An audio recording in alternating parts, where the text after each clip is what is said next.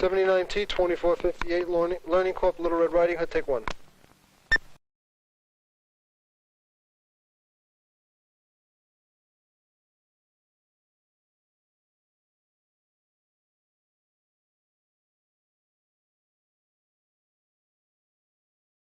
That's weird. Normally there's a tune playing on that one. Whatever. Welcome. But glasses, no glasses. I'm like, no glasses. You can see the chat in my eyes. Heck with it. Oh, thank you. Happy belated Canada Day. If you guys don't know, yesterday was the birthday of the birth of our nation, and nobody seemed to care. Actually, a few people cared. Wasn't going so far as to see Roots jumpsuits in the on the street, but, you know, a bunch of reds and whites, and a bunch of the ladies from the suburbs decided to visit their divorced single friend that out in the city and went out and whoring it up. Some people got lucky last night, I'm just saying.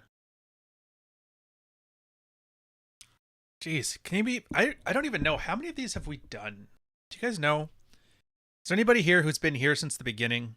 Do I need to pull up this information? So this is Red Morning. Where's the playlists? Red Morning episode somewhere close to 324, if you can believe that. I don't think that's true, but it's not bad. I know it's at least into 200s because this was on about the same time as Patreon, and Patreon just hit 176. So it's good.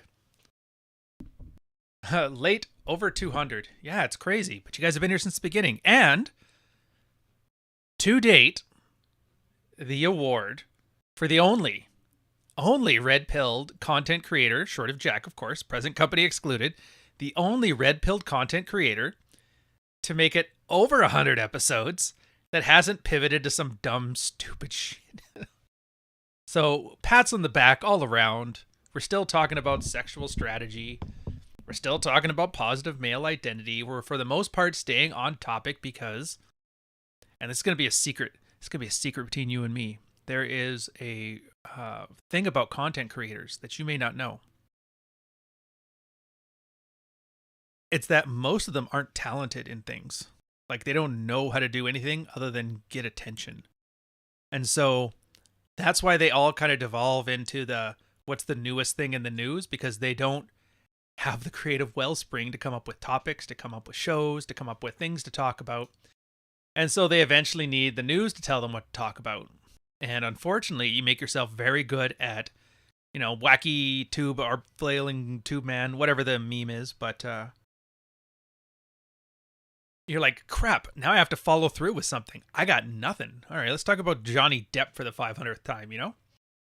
Aw, happy unaffordable accommodation day. Yeah, well, Toronto supposedly just attained the Canadian award for most unaffordable to live in city. We beat Vancouver, boys. We finally beat Vancouver. Yeah, we haven't talked about the news for every episode. Even when I did, it was mostly because, like, okay, there's a red pill thing on this, but for the most part, it's a lesson for you guys on how to deal with stuff like this. Case in point, the Roe v. Wade issue.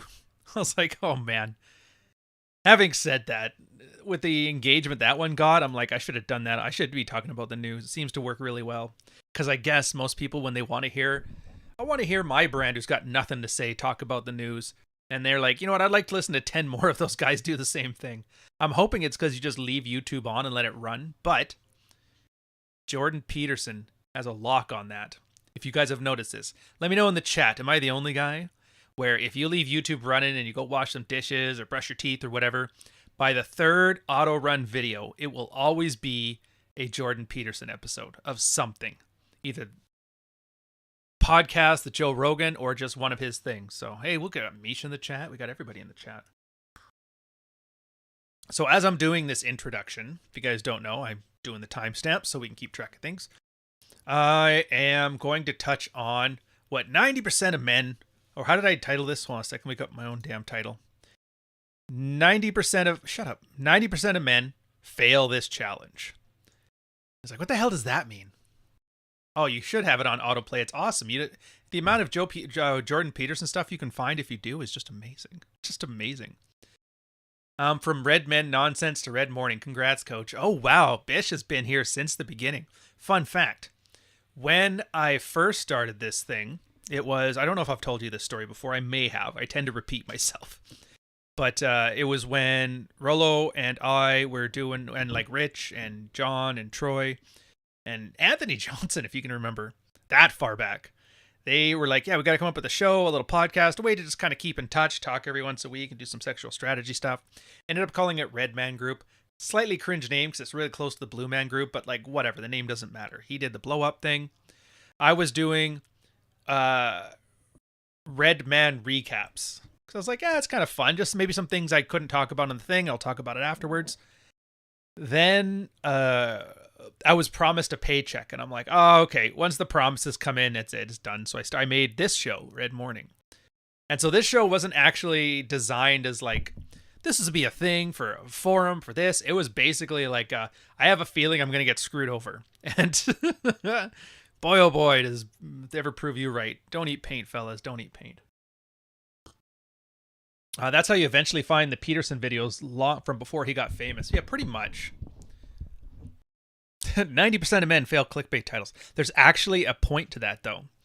Good to catch you live, Coach. Thanks for the great contact. No worries, Peter. Oh, by the way, I have to say this because you guys, when I went on Female Sapien, like Ali's show last week, or this week, and you guys started calling me Couch, and she was acting all confused. Basically got the full Jack Murphy treatment where she's like, what are these memes about? So I had to explain to her that I hate the idea of an online coach in any form or fashion. And typical of you guys, you're like, hey, he hates this. Let's just make it his thing. And so, yeah, remember, don't forget to add the layer of irony when you call me Coach, because like I can't stand it. Ryan, I wore the V-neck like suggested. It didn't work, but I'll keep trying. Well, it's like, are you built? I guess that's the big thing. But hey, you know what? Between that and the Charlie Brown shirt, I'm sure it worked better, but hey, we'll find out. Ryan and Ellie have good chemistry, I must admit. I have good chemistry with everybody, man. I'm Mr. Chemistry. Like Mr. Wizard from back in the 80s.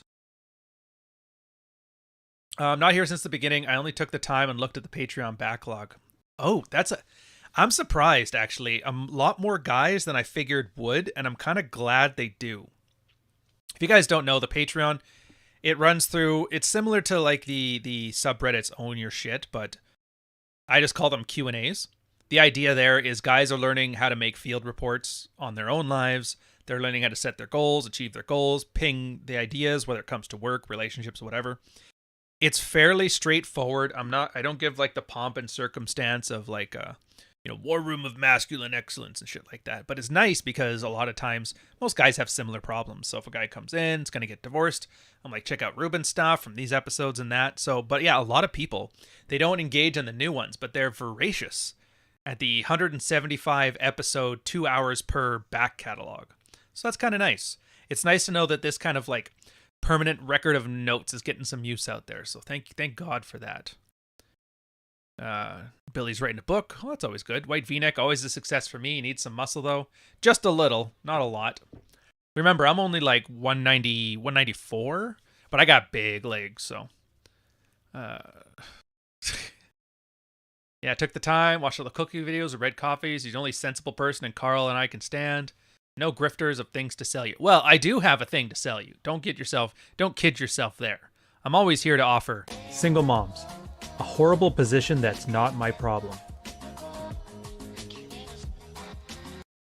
Man, that was such a smooth transition to a sales pitch. Yes, it was. Oh, Jack, by the way, got he's got my last spare Rule Zero edition of Fuck Files signed. Send it off to him. He finally got it. Took like 2 months in the mail. Congratulations for the Dutch mail. Like, it'll get there eventually. Who's this femme sapien? I just know her as Ali, and I remember her from, there was a TikTok video that went viral where she was wearing the Wojak dress, talking about how she wants to be a trad wife, and I guess a bunch of dudes started shitting on her, and a bunch of chicks started shitting on her, and she's like, well, I better leverage this into something, and all that hate turned into like a 35,000 subscriber YouTube channel. Now she's like, all right, now I gotta do content. So, wishing her well. Seems like she's a fellow vet, so like part of me has got the soft spots. Like, oh, you're in the military, all right. We're brothers now. Ali is a man's name in Arabic. Fair enough. Okay, so yeah. Back to this. So there's a topic. What is the 90% of things that guys are missing? And it's a bit hyperbolic. I'd say it's closer to 80, but not that it matters. It's a lot of, like, you've heard about the Disney, what do they call it? The Disney fantasy. I don't know if Rolo talks about it anymore, but the idea was you were raised to believe in a certain worldview. It tends to be rosy colored, more feminine centric. The Disney fantasy, the princess gets the thing, the guy's the goofy, lovable guy, whatever. And we talk about it a lot, and everybody kind of intuitively parrots the same thing and talks about it. I treat it the same way I treat men and women aren't the same. It's like, yeah, people will nod their head and be like, of course, of course. But then once you get into the weeds, you're going to notice that guys don't realize they're doing it, even though they say they're not. And so this one, like, what's the Disney fantasies that guys get on here? So the first part here, I'll give you a quick rundown of the points. So a lot of guys are being raised wrong. Failed parenting strategies. There's that. There's ego investments, the thing that we invest our ego into, that, part of these Disney fantasies. There's the projection, how you project those fantasies onto the world. There's, and I'll get into the history of it, but delayed adolescence and the version of it they don't talk about. And then, as always, I like to add some things into here, like what can you do about it? Obviously, there's something that you can do, because all this information, if you can't do anything with it, is just me jerking off to you guys on the camera, and I don't feel like doing that. I added a section, and this is like an optional one. If we end up running low on time, I'll probably skip it. It's like, why can't I get the whamen? This is gonna be my homage to Clary, and then the whamen are lied to their whole lives. And this is kind of how the Disney fantasy is propagated by people who also have their own fantasies, as well as covert contracts and more covert contracts, because there's always some. So getting to the first one, being raised wrong. I guess we're going to change these timestamps. Look at him. What do I mean when guys are being raised wrong? Well, it's failed parenting strategies, of course, and older people to the channel probably already know this story. I use a parable to articulate to guys why they're raised to be broken women or failed women, shit like that. Codependent. You may have heard Rollo Tomasi's article about promise keepers, the guy who promises, like, I'll never treat a woman the way my dad treated my mom, and totally glossing over the fact that, yeah, well, your dad managed to hook up with your mom and knock her up, so how unattractive could he have been? But it's not an attraction thing, it's more of like a values thing. And that comes as a kid who's only given half of the parenting strategy. So before guys had to go to work in the factory, guys had a farm. Most people were agrarian. And that's the thing. Guys were always home because you're working on the farm. It was 16-hour days, but you worked at home. Your son came out to work with you, shit like that. I'm not going to say it was the greatest time ever, but that's just the way it was. So dad and mom have different parenting strategies. The male and female side of things, different parenting strategies. From the male side of thing, it tends to be rules-based and consistency and not very emotional. Not because we don't get emotional, but because our ability to empathize with emotions is greatly muted. Thank you, testosterone. So for a kid, it's always like, okay, as long as you follow these rules, like, my house, my rules, you follow those, things go well. If you fuck up, you fuck up. If you fail your math test because you were screwing around, yeah, dad's probably going to give you a spanking or stuff like that. And it's funny because when it comes to what they consider child abuse versus spanking and that, it turns out it's not the violence of it that messes up kids. It's the inconsistency. So if you are a horrible, horrible tiger mom, and it's like, if you don't get an A in everything, you're going to get beat. The kid can be raised for the most part okay, considering. But if you're that kind of mom or dad who only smacks your kid around when you're drunk and they're bothering you, the kid has no consistency to it. He doesn't know when it's coming. And so it's that uncertainty that messes with somebody. Little digression, but something interesting to know. Let's get comfortable here. Thank you, coach, for the life-saving tips. So Industrial Revolution comes by, information economy comes by, dad has to leave. Dad isn't at home to raise the kids, so he's no longer there to have that rule-based economy thing, as well as like the divorce epidemic. What is it? Half of parents are split up, and almost 95% of those kids are with mom. So that thing's out the window. And women have a different way of approaching these things. They tend to approach it more based on their feelings. Like if they're feeling good, if they're feeling bad, it's all about reputation. That's always the big thing. It's like dad's always about punishing for the rules, somewhat dispassionately. Mom tends to lean towards don't be a good boy, don't be a bad boy. Identities.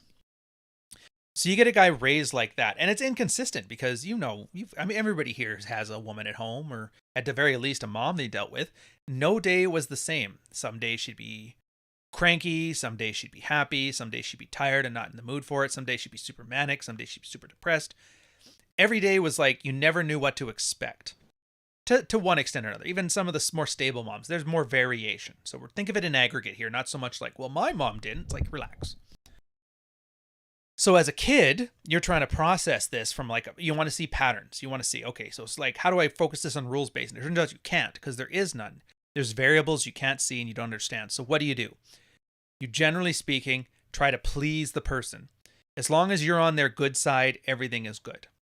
And so guys end up becoming codependent and validation seeking. This isn't a frontal lobe thing either. This is limbic brain. This is because as a kid, our genetic hardwiring is based on, we understand that loneliness is how you get died in the savannah. You get murdered. Tiger will eat you unless mom is around and dad is around. So that fear of abandonment is a true fight or flight fear, because your body doesn't know, whatever, it's just the suburbs, who cares? DNA doesn't tell you any of that shit.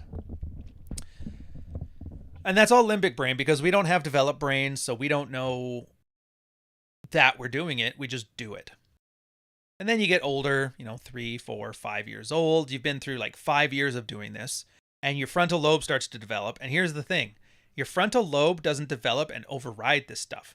Your frontal lobe develops and reinforces this stuff. Now you go to elementary school, and I think I've mentioned this before, but when I was a kid, we had a male principal, probably a handful of male teachers out of the 12, 13, 14 teachers I've had over my entire elementary, high school years. I could think of a good 5 male teachers. So that's not bad. Supposedly, because everybody's so worried about, groomers, that guys are getting kicked out of the teaching left, right, and center. That, and it doesn't pay very well comparatively to the jobs they could get. So the guys who have talent move on. It's turned into a stay-at-home home occupation. And from all this, you end up now having from 5 out of 12 male teachers to 0 out of 12. And a lot of these guys, and you got to think about this too, since everybody kind of knows early education is kind of like daycare. It's almost like just random parenting from the state. But a lot of the women teaching, they use the same strategies that the moms would teach. It's all identity based. It's all about making her happy, the validation, social ostracization, go to the principal's office. So you get this limbic brain response to these kind of things. And over the period of your entire developmental phase, until sometimes as old as 18 or older, you're constantly developing your frontal brain's mental models to reinforce this. Now the guy's 18, and he was just raised wrong. He was raised that appealing to women, female sensibilities, validation seeking, getting them on your good side, being friends is the way to live life. And that's great, except for at that age is the age where guys want to have sex. And unfortunately, putting every woman into the mom category doesn't work so hot. Now, 90% of guys get that wrong because they don't understand it. Because you really have to take an abstract look at this, which sucks because Red Pill, for the most part, is practical. The abstract kind of principle theory stuff that usually comes after hundreds of field reports, when you start to see a trend and you're like, what narrative structure can I wrap around this in order to articulate it so that guys can adapt it into their own new set of mental models while they're on their anger phase. So this one, again, and I learned this lesson because I put some clips up of some old videos, just some videos for this week. I thought it was interesting topics to stand on their own. One was the MP3 effect. I think you remember that episode. Everything is trending towards more accessibility and less quality, and people tend to be okay with that. And then all of a sudden in my chat, everybody's arguing about the MP3 lossless file format. I'm like, holy shit, are they missing the point? This is such black-pilled stuff. Are you saying whamen ain't shit? And I'm like, Kind of missing the point. So yes, here's the point. Guys were raised wrong. And it's nothing, and it's the thing. And this is why I like this mental model. Because A, I mean, there's some truth to it. Truth always helps the models. It really does. B, it shows that there's no blame. There's no master at the helm. There's no conspiracy to keep the man down from growing up to be a full man. It's not the feminist doing this. It's not that doing that. It's just a mix of environment and biology. And this is the outcome. So yeah, if you make it to the point where guys have to leave the home to work, you make it to the point where divorce becomes easier and women decide to divorce more often, and sometimes they're incentivized to do that, you're going to end up in the situation where men are raised with female sensibilities. And that main female sensibility, the part that's raising you wrong, is identity-based parenting strategies. Are you a good boy? Are you a bad boy?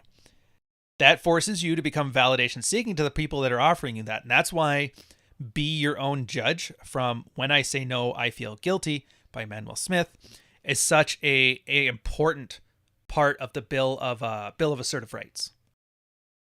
Being your own judge. And it sounds like, oh, that's easy. It's just I am my own judge of my own things. But yeah, for a lot of guys, what you're basically trying to tell them at that point is the moon is made out of cheese, and they don't believe you. They just don't. And so really, you almost have to trick guys. Just say, oh, here's some tips and tricks. And here's a way to act cocky and funny. Here's a way to do this. And ignore her feelings on this thing. Just get out your thing. All that anger face stuff sells really, really good. Gets a lot of super chats. Whamen ain't shit. Because eventually you swing that pendulum all the other way. I've been screwed over, so I hate women. And then you hate women for a bit, and 3 months, 6 months passes by, and you realize, oh, okay. No, just they ain't shit. That's okay. That's okay. I am constantly having to remind my children that they are the ones in control of how the world sees them. The world today shows them that they shouldn't be judged. Yeah. And that's a weird one too. So like you hear that, like, you shouldn't be judged for this, that, and the other thing, but you are judged. Like, let's not kid ourselves. They're just changing the criteria from which you are judged by. Yeah, it happens. Anyways, so kids are raised wrong, man. It's hard to articulate that without an anger phase either, because if they say there's somebody who is raised wrong in all the ways we talked about here, you can't just tell them that, because basically what he's saying is your family hates you, everybody's a loser, and their core identity is wrong. And you remember before we've talked about narcissism, narcissistic fantasies, narcissistic injury, narcissistic rage. That's like a 10 out of 10 event. Telling somebody that their worldview and mental models are all screwed up like this, that's like an 8 out of 10 event. So it's not good. You're attacking somebody's core identity, and they will never, ever see your side of things, even if you're right, even if, heaven forbid, you bring facts and logic into it. Oh my God, they can't even be thwarted by facts and logic. It's like, I know. Can you believe this? Ben Shapiro, you lied to me. I have no son. Yeah, I have a friend like that. His parents are cousins, though. Weird shit. Yeah, they always come across as weird. And that's the thing. Like, it's weird, but it's livable weird. And nobody wants to, like, take on the burden of defeminizing a dude. So people just kind of like, as long as I don't have to deal with it, it's fine. And they let it happen. And people will just let you continue to fail for years. And you feel like you're good because you continue to fail for years. Your brain's fine with it because you're not starving to death because you failed for a bunch of years. Sure, you have to jerk off to a real doll, but what's the worst that could happen, really, right? So I don't know to what extent any of you guys in the chat have this affected into your life or not. I've had some. Like, everybody gets a little bit. Nobody ever is 100%, Disney fantasy. Nobody's ever 100% red pill out of the womb. It's always like a spectrum. It's funny how most things in the manosphere can be described as a spectrum, huh? Spectrum. Get it? Just like autism. Ugh. Is there a manual to raise children? I think Jordan Peterson had one. How would it work for him? No, there's no manual. Because it's like, there's a lot of variation to it, right? There's no right way to do it, I would argue, because, I mean, if you guys don't know Rule Zero Dad, he was adopted. He brings up a lot of the stuff that parented him. He was raised all right, just perfectly fine. And then the rules of evolutionary psychology is that most things are heritable anyway. Is that a... No, it's not. Okay. I was actually talking about this yesterday. Let me pull it up.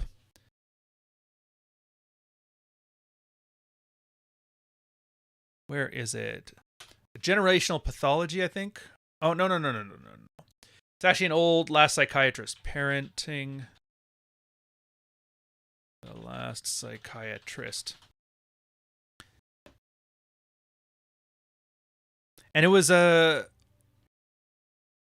great article on parenting's effects on behavioral disorders.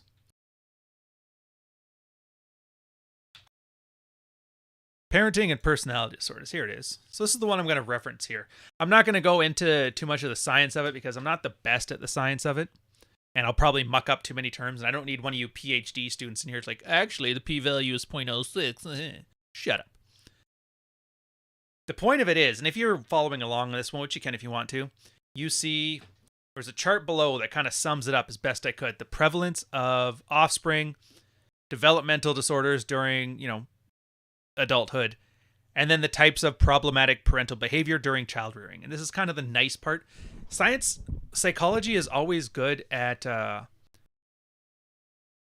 describing things, not so good at fixing it. Or at least it could be, but it's not.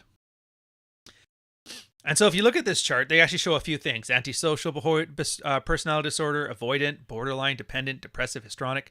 Here's the part where I show you why I'm not just running my fucking mouth. If you look at antisocial personality disorder, when you think of guys who are antisocial, basically socially awkward, but extreme, baseline of 0.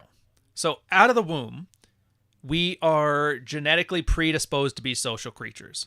But if you look, now the 2 to 5 parental behaviors during child rearing, some of that could be like, physical abuse, mental abuse, putting out cigarettes on them, not being around, all that kind of stuff. Just know that there's like a bunch of them. Just think of anything in your head that would be a messed up way of raising a kid. That seems fairly obvious. If you notice, though, parents that have about 6 of those qualities, all of a sudden the rates of antisocial personality disorder jump to 6.0. 6%. 6% of the population from 0. So that's not nature. That's 100% nurture. Epigenetics, I think they call it. Same thing with, I believe, borderline. If you look at borderline personality disorder, and everybody's dated a borderline personality chick, almost the same thing. Like almost 2% of the population, borderline personality disorder. You get some failed parenting strategies on there, jumps it up to like 10.5%, 11%. 11%. This is a big deal because, I believe this study came out in like 2010, in the 2010s, but look at it this way. When Royce was writing Chateau Artiste, he talked about the 2-8-2 rule. That's of all the girls you're going to date, 2 are going to be hot, 8 are going to be average, 2 are going to be slump busters. And you get that variety in there so you can see how different people act, right? It's the same thing. I've talked about the 20 notches. Like, why do you need 20 notches? Well, a personality disorder is a third standard deviation of a certain set of behaviors. So 1 out of 20. Yeah, 1 out of 20, I think. Yes, 1 out of 20. So if you're dating 20 people, you're guaranteed had one actual bipolar or borderline chick. You've actually had like one really amazing one and a bunch of mids. But it has to be kind of around at least 13 to 20. But that was the point. And then everybody like autism's up. Oh, if you haven't done 50 by 20, then you're just a beta male. And you're just like, you just pulled that number out of your ass because you think a bigger number is better. There's a specific reason for 20. But now it's at the point where, half of that. That means every 10 girls you meet, one of them is a fucking borderline personality psycho. That's crazy. So yeah, the whamen ain't shit. It's got a little bit of merit to it. Can you blame them? Blame's for kids. Of course, the one thing that gets me is that paranoid personality disorder is up to like 14%. Now keep in mind, this isn't 14% of the population, I should clarify. This is 14% of the people who had parents who used like greater than 6 problematic parenting techniques. But it's a feedback loop because these people become parents.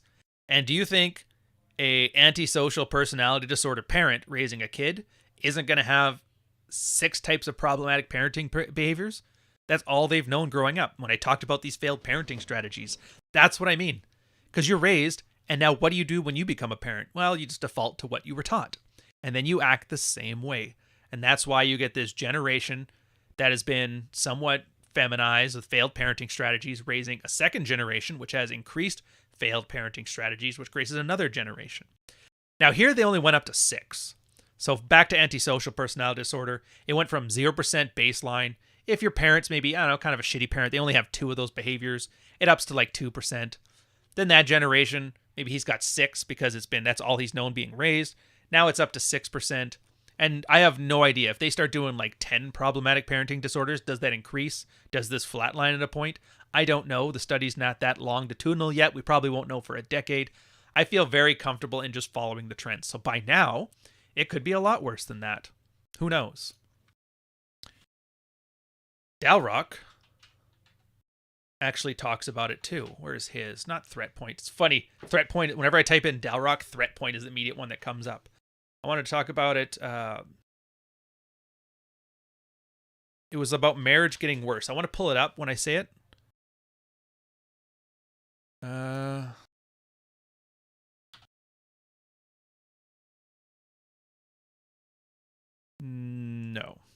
All right, that's fine. Anyways, I can still remember it fairly well. The point of that one was the stats you see about, women not getting married or delaying childbirth and that shit, they're actually worse than you think.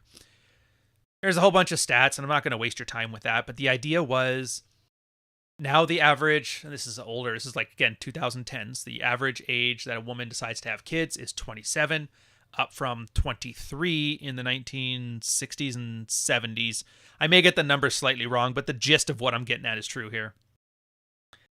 But the thing is, for a lot of these, and then you'd see, but the problem is they made charts that show like how this is going up, but they forgot to notice that as they're going up, the chart needs to shift to the right to go for it. So it's at like a 5-year gap right now. So when you see the line slowly trending up, what they should have been done is skipping ahead 5 years to do it. Because if girls, instead of having kids at 23 or having them at 27, and then the chart's like dealing with 23-year-olds as a single cohort, yeah, it's going to look like a gentle curve. But once he accounted for that feedback loop, girls waiting until later to have kids, those girls waiting later to have kids, those girls waiting even later, you notice that it's like exponentially harder.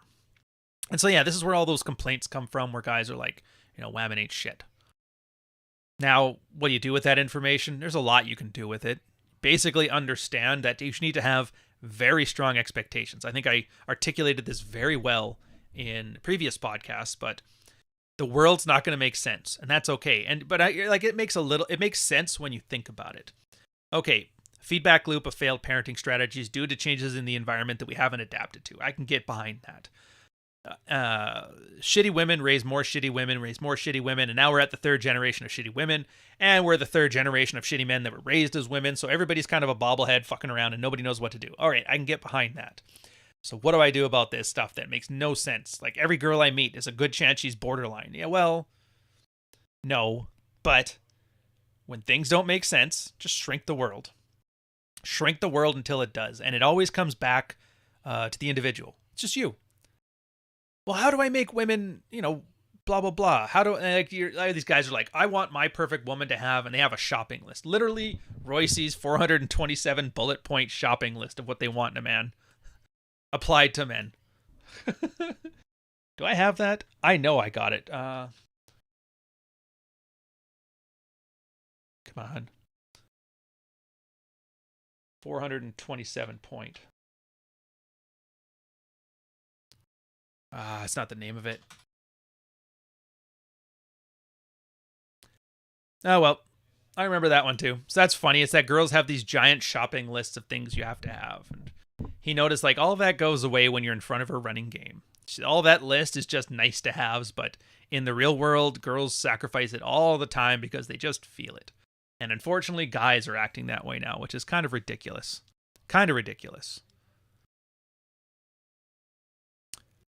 All right, back to timing on here. So we were raised wrong. So when you focus on you, actually, you know what? We'll just preface, like, summarize this quickly, but I'll use the later section for like going into this in detail. But generally speaking, knowing your boundaries, having your expectations, and being willing to enforce them is all that you can kind of do to make sense of the world. Yeah, let's say, worst case scenario, 14% of women are borderline now. Oh my God. Well, what do you do? Well, Just keep running through the numbers, get really good at identifying when people pull some borderline personality stuff in your life, and just boot them. So that way, when you decide to stick around with one, it's a choice. It's not like, well, this is the only one that wanted to settle down with me. Hoping she's not borderline. She goes to the right church. Fingers crossed. Yeah, fuck, whatever. All right. Where did we leave off? Oh, yes. Boom, what's up, fam? Got some big news to share that unfortunately is not so good, so I'm gonna jump right into it. You're gonna watch this video and you're gonna cry. At least we can laugh at your eyes as you cry, like in the corner, like a little girl in the fetal position. My favorite part about that is the Steve Jobs photo that's so like ominously placed in the background. Kind of known for being a megalomaniac as well. The only difference was he had money and caught in at the right time for the... Just kind of scares me to think like, oh my god, if the computer had just been invented right now, Mr. Make Women Great Again there could have been the Steve Jobs of our generation. Oh my god. All right, so ego investment. What do I mean by ego investment? This one's going to be a shorter topic because I kind of touched a lot of it on being raised wrong. But yeah, ego investment is just that. A guy's unwillingness to change. And this is why you can't red pill your friends, nor should you. I don't use should much, but I'm going to use should here. You should not try and red pill your friends. I don't care if the lost art of Rollo Tomassing has turned you from, beta into an alpha male Chad destroyer of poon. Don't red pill your friends. They don't want to be red pilled. They don't care to be red pilled. And to be fair, you can't red pill people.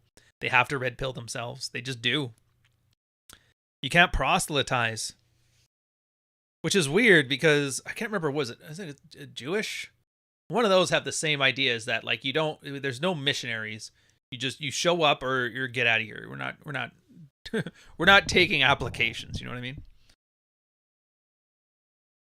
mean? Actual waifu? Oh, fair enough. Wait, based waifu is a real waifu? Oh, fair enough. Is the delay on? I don't know. I don't think so.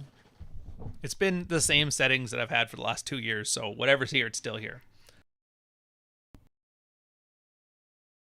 Ego investment is why you're going to get screwed over. And I've seen this time and time again, and I've been preaching it often. Don't red pill your friends. If they ask about this stuff, just tell them it's cringe and move on with your life. Even me, I'm branding. It's my job to tell you how awesome this shit is. And even I'm like, dude, this is a shithole. You need to get the fuck out. And if you still stick around, then like, okay, at least then you're like, your eyes wide open. Be aware, there's a lot of like punch bowl turds in here. I'm going to give you some stuff that I've seen elsewhere and learned and applied in my life for the most part. But not everything can be taken at face value. And you need to assume I'm just as big an idiot as half of these idiots here. And if I'm half as much of an idiot as they are, then you're twice as far along as you should be. Thank God for that. So what do guys do? They usually, and here's the funny part, is that most guys are only red pilled aware, which I've used the term before. Like, what is red pill aware? Well, red pill aware is the guy who's watched 3 Rollo Tomassi streams, read a couple articles from Rational Mail, likes the branding and the idea of men getting theirs, and then thinks of himself as red pill. Like, I got the badge. I got it. He doesn't have it though. He doesn't know anything. Most people don't know anything. I can tell this. Dude, there's been so many guys coming into my Patreon from, I just came from this guy's content, or I just came from this guy's content. And sometimes it's people I like and I've worked with. Sometimes it's people that I do nothing but talk mad shit about on the internet because I cannot stand their branding. But they'll come in and then just like spew out a gobbledygook of terms. Like, I want to oak the alpha of my wife's beta. And you're like, what the fuck are you talking about? And I realize, yeah, they're just... So these guys are the first ones that like, I can save him. My boss is being cucked by his wife and I decided to red pill him. So what do? They can't articulate anything. They can't apply something more specific to a guy's situation, which is actually kind of tricky. You kind of have to have a very broad understanding of red pill to be able to know that everything is kind of situational. So instead of that, what do? Oh, you need to get Rational Mail. Blah, blah, blah. Here's a blog. Here, read this and fucking read this and read this. And here's 8 hours of podcast. And you're basically telling the guy to commit to 30 hours of intense reading and research in order to like fix his small individual problem. And he's going to look at you like you're a fucking cultist. Like, is it any wonder they consider red pill guys cultists? They act like it. The book is life. The book is God. What's in the book? You don't need to know that. Just the book is life. And you're like, fuck. Wet Beaver looking for wood. Thank you, sir, for the £2 super chat. I found Gendernomics and audio. Thank you, guys. Hey, that's good. I'm glad you did. Oh, yeah, speaking of which, I talked to Carl yesterday. I forgot to ask about that. I'll have to get on that. Yeah, Chesty, exactly. Jargon junkies. And they're so annoying. They're actually the big reason that, like, from a branding perspective, I tell you guys to shut up and stop telling people about the red pill, because you're the worst cheerleaders ever. Imagine that. Going to a Raiders game and fighting the San Francisco 49ers, and you're like, oh, this is awesome. Whoever wins this one's going to the Super Bowl. And then you sit down, you grab your popcorn, your hot dog, you have your mom there, your girlfriend over here. You sit down and the cheerleaders come out. It's all these fucking land whales that are just like huffing and puffing and waving pom-poms. And you're like, what the fuck? I don't like the Raiders anymore. Well, that's what a lot of you guys do. You're that huffing, puffing, hippo cheerleader, butter shark, land whale. Oh, look. Okay, Primal, I'm going to use you as an example here. You need to not be offended by this, because it's going to be offensive to you. We recommend the book because we are the truth. It's too horrific to even mouth. It's like a doctor telling someone that they are terminally ill. Really? Fucking really? No. Fuck no. No. I'm going to tell you why no. You don't care, but I'm going to tell you why. If you can't articulate something and make it applicable to the conversation you're having, you don't know what you're talking about. There is nothing inside Rational Male that's too horrific to even mouth. Do you know why that's a thing? That's a thing because the only people you see having it mouthed to are batshit insane feminist marketing branding news reporters that have like a vested financial interest in it, and they're socially stunted to the point that not blowing smoke up their ass is akin to rape.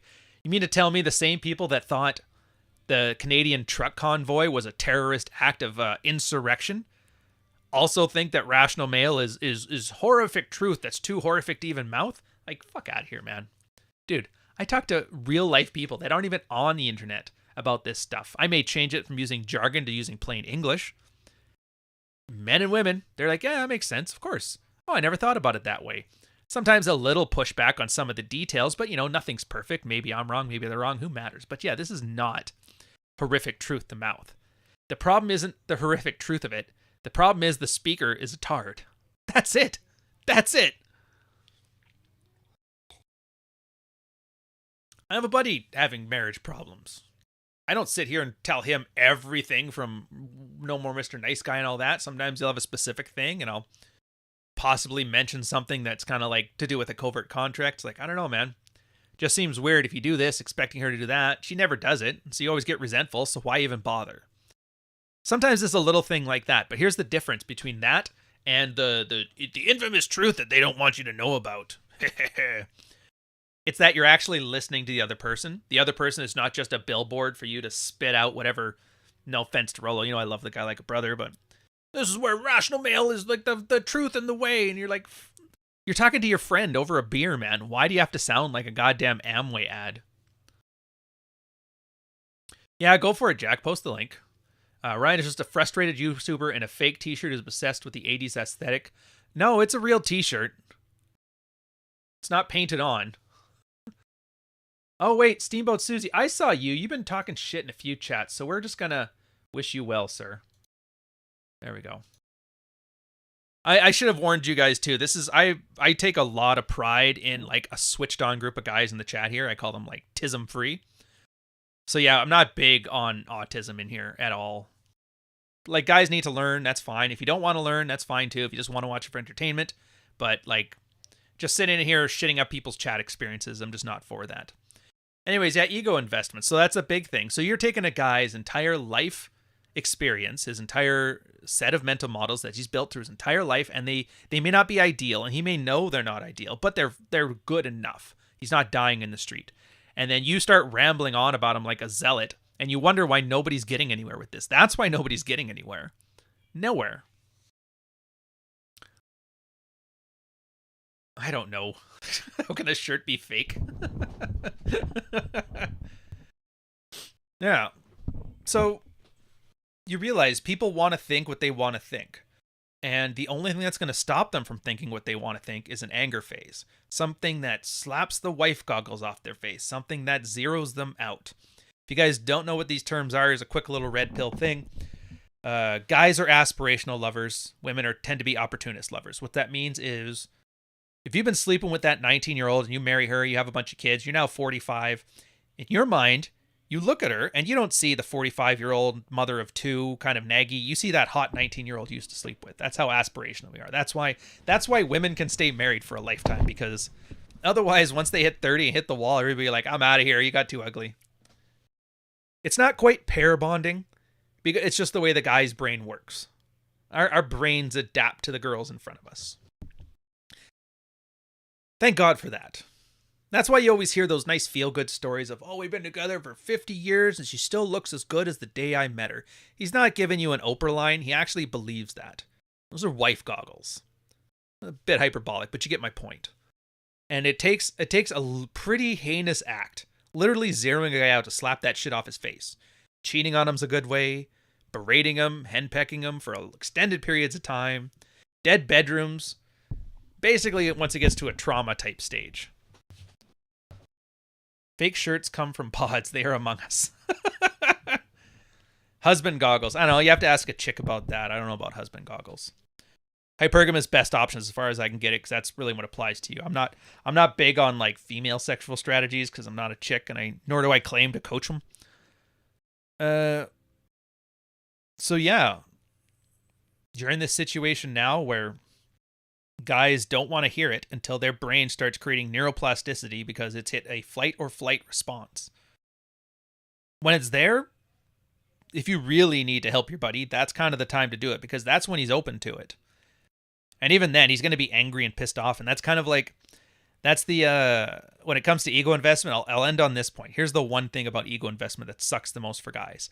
When we are at our worst is when we tend to have our least attractive behaviors, which makes people less likely to want to even help us. So yeah, I get it. Nobody gives a shit about men. Absolutely true. Sisterhood uber alles. People prefer women over men. Absolutely true. But the part that doesn't do us any favors is that we go out of our way to make sure that's true. I watched it in my own family. My mom's second divorce, exactly like that. Stepdad made himself into the least attractive person ever at the end, to the point that everybody basically scavenged him like a corpse. Sucked for him, but I mean, he got back on his feet. Luckily enough, he was enough of a narcissist that he brushed himself off. Got himself a new wife that was like a French chick that was my age, like 30 years younger than him. I'm like, fair enough, sir. New kid. I was like, damn. The boy's got skills. The boy's got skills. All right. Let's poke fun at some other brand. Which one's this one's? I don't remember. We know that these videos really prey on vulnerable young men who have not had many experiences in dating.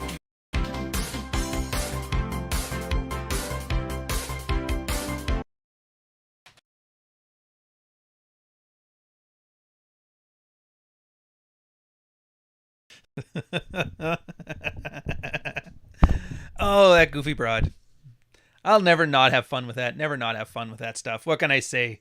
You guys have run that joke into the ground. Not yet. I still got more ground to go. We're running that shit to the core. So what the hell am I talking about with projection? So when I say projection, is that most guys, through their failed parenting strategies, through their ego investments, they tend to project those onto the world because, again, a nice salve we put on all of our personal wounds is things that are wrong with us. We assume the problem is with other people, because then that lets us feel better. Unfortunately, if something is wrong with us, we treat it as an intrinsic attack on our identity, and we tend to get mad. That's why you get those catchy little sayings like, anytime they accuse you of something that makes no sense, chances are they're doing it. You know, the Democrats, when they accuse Republicans of this, that's what the Democrats are doing. It's that. Projection. And that's why you get a lot of this. A lot of the anger you get towards like red-pilled guys and that, it's not because, well, I mean, I just finished spending like 15 minutes describing why you're unattractive and shit. And so autistic. But a lot of the times it's not. If you're a regular, functioning guy, social, maybe a bit of a dick, but you're pleasant enough about it, a lot of people will just project their insecurities on you. If you don't believe me, go viral on Twitter. Come back to me and let me know. Like, what the fuck? What are these people talking about? Case in point, I remember this. It's not a funny story, but I laugh. I put, what was it? Some misogynistic-y kind of tweet. It was something to the effect of some girls, how do you make a girl happy? By dragging her to happiness, kicking and screaming. Holy shit. This feminist next door account or something like that just had a temper tantrum. And then all of a sudden my chat started filling with temper tantrums. And none of it made any sense. One guy just started calling me an asshole. And then he brought up all of his childhood problems. You're an asshole because my dad used to beat me when I was a kid. And I was like, what in the fuck? First off, if you've been beaten by your dad, why are you telling a stranger on the internet? Second off, why are you doing it to try and win internet points in some fight that nobody cares about? And third off, why do you have U.S. Marine Corps in your thing? And like the feminist was getting mad and everybody's getting mad and they're chewing each other out and they were yelling shit at me that I'm like, what the hell does this have to do with that? And you realize it's like people carry these demons, lack of a better term, carry these demons inside themselves. When they're fucked up, they're bad parenting strategies, they're raised as defective women. Everybody kind of knows. Like they may not be able to place their finger on it, but everybody kind of knows, like, I think I'm a little fucked up. Sort of like the personality disorder people, because they're just oblivious to it. But most people, they know there's something wrong about it. Like, no, your wife's not supposed to only sleep with you once every 3 years. I'm pretty sure about that. Or I know as a guy, I'm not supposed to act like this. And that's why they latch. And this is how they project. And you got to remember, it's not personal. It's not an attack on you. And the only time you take it as an attack on you is when you have your own little demons and you assume those attacks are coming at those demons. So you just kind of have to let it, you have to let this stuff slide. You realize the guy's just getting this shit out. Of course, if it's an online brand, that's great. Here's engagement. Join my Patreon, the War Room of Masculine Excellence. But if it's you, you don't have to put up with that shit. Guess who's not invited to the barbecue next weekend? Probably Susie with her daddy issues. Sorry, Jim. Next time you come, table for one. You can't tell me not to keep my girlfriend there. It's like, I can tell you that shit's not coming to my house again. What you do with that information's up to you. And I've lost friends and family on that before. Not a lot. But usually they're with somebody who has their demons. And their girl comes and makes a damn fool of themselves at my place. And I just tell them, later on, like, look, man, I can't be having her here anymore. She's kind of a bitch. Or, sometimes I'll word it more tactfully. It all depends on how bad he was. Because for a lot of it, I've noticed the girl comes, acts a damn fool. And the guy, instead of like understanding that, realizing like, dude, I brought this crap on you. Sorry about that. I'll make sure she acts right next time. That I could see. But it's usually like making apologies for it or pretending it doesn't exist, enabling it. And that's when I'm like, I'm willing to leave this friendship over that, because you've made a decision to project your scarcity and make the rest of us enable it. And I'm just not part of that. So it doesn't happen often. And then usually what ends up happening is the guy and the girl will break up. The guy will come back and say, yeah, man, you were right. She was kind of crazy. And I'm just like, welcome back, man. I don't really care. I don't got a qualm about you. I just didn't want that bitch in my house again. Is that so much to ask? I don't think so. Yeah, so they project all this stuff on you. It's actually kind of nice, too. Like, you realize when somebody's getting mad at you and yelling at you about all this stuff, it gives you information about them. And if you want to be, like, everybody loves, like, I'm dark triad this, and I'm the masculine alpha triad of that. Well, here's your first dark triad lesson. When people talk, as they're emotional, when they talk, you can learn things about them that they wouldn't have told you otherwise. Just keep your mouth shut. Stop getting angry. Let it happen. There has been a lot of talk online about how do I know if my girlfriend's cheating, shit like that. And the only tip and trick I've ever been able to offer is something that I kind of came into by accident in my life, where if you're with a girl and you're dating and you kind of want to learn more about her, I'm not talking like the pickup stuff. I'm talking like you've been dating a little while. I find one of the things you can do is just sit at home, grab a glass of wine, grab a bottle of wine, just get drunk together, and then make a confession. Some like little shitty confession. It doesn't even have to be true. It doesn't matter. And then you have that judgment-free zone. You don't judge. You've had some troubled past, but you're a better person now. And naturally speaking, when you share these kind of things, especially vulnerable things, the other person wants to share the vulnerable things back, especially if they're into you. Yeah, I cheated on a girl back in the day. It was kind of the last time I ever did it, which thank God for that. And then she starts to open her mouth talking about, yeah, I fucked a basketball team. And you start laughing. You're like, oh, that's hilarious. I thought I was the only one who did that. I mean, and you keep your mouth shut. you don't judge, but you just keep it in the back of your mind. So it kind of lets you know, like, when a person tells you who they are, just believe them. And then they'll tell you who they are when they're drunk. You just believe them. All right. Next morning, probably put them in the, never going to wife that one up box, or maybe that one you're like, oh, that's kind of neat. They'll tell a story. My mom cheated on my dad one day and I punched my mom in the face because I couldn't stand that shit. And you're like, oh, maybe that one's a keeper. I don't know.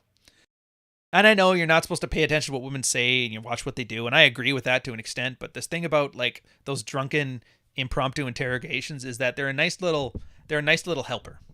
I don't know. Take it, don't take it. It's up to you. There's the Ryan sexual strategy. Get drunk and talk about your feelings.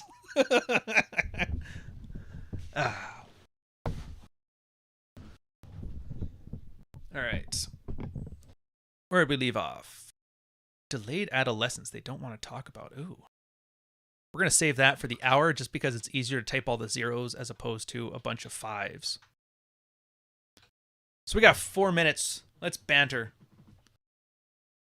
Look at this. Some of the more obvious quotes I've ever seen. Look at that. I lost 50 pounds just by eating clean as fuck. What's that? Kona Savage? Yeah, it's funny. It's the best dieting advice you ever took. Don't eat like a fat fuck, and I'm not fat. Outstanding, sir. A real D3 doesn't talk strategy. Yeah, that's the problem, Chesty, but you know Hertiste with his whole unbearable traitness of hating, right? Everybody's got to have habits and hobbies, and sometimes blogging about the shit that you can't really talk about normally is in there. I wouldn't really consider myself dark triad, although it's kind of gets more of like a tool anyway. It's like saying you're a wrench. It's like, good job, wrench. I know, it's nice. But he is right. For the most part, if you want to learn like dark triad stuff, I would just say watching people doing things inside of like hierarchical situations probably will do you far more benefit than asking people, because the kind of guy who has tips and tricks about this isn't going to tell you shit. But if you watch them act, you'll notice it. I think you guys, and it's like a subtext thing, but you kind of have to learn there. Like I know you guys have watched me in a few Red or Rule Zero episodes where, like, clearly I have a very strong subtext of what I'm saying to a certain person for whatever reason. A couple of you guys catch on to it, but a lot of you guys don't. It's one of those things that entertain me. Even Clary was making fun of me for that. It's like, oh, it's crazy. You say this thing, it's going to go over the head of like 95% of people. And I'm like, good. You have no idea. Dude, once you guys get good with subtext, you have no idea how entertaining it is to like hint at something that maybe you'll get, maybe your girl will get, but nobody else at the table will get. Especially if you're shitting on that loudmouth drunk in the corner. I used to make a habit of that. It was so bad or good, depending how you look at it. When we used to go, like, I don't know, my girl's like, yeah, we're going to meet some people from my work and blah, blah, blah. It's a thing. Bring your spouses. Don't shit on this person. Okay? I'm like, what do you mean? I know what you do. Just play nice. I'm like, all right, fair enough. And then some days where she's like, yeah, there's this guy. He's kind of a prick. So, you know, he got carte blanche. I'm like, fair enough. It's kind of fun. Or do a 4-hour wrestling subtext show. Well, that one was a little on the nose, you gotta admit, Chesty, but that was fun as fuck. It really was. I was actually kind of pissed. That was the longest masculinity podcast in history until all those stupid black pill pies started doing those 8-hour Who's More Gay live streams, which really bugged me. Anyways. But yeah, there's good ones there. But it's good. Actually, you want to know a really good place? Follow Chesty and Nick August on Twitter. Rob says too. I would say, yeah, those three guys, between those guys and sometimes me, if you ever want to see like subtext in action, these guys have entire like tweet thread conversations that are like 10 or 12 tweets long. It's all subtext.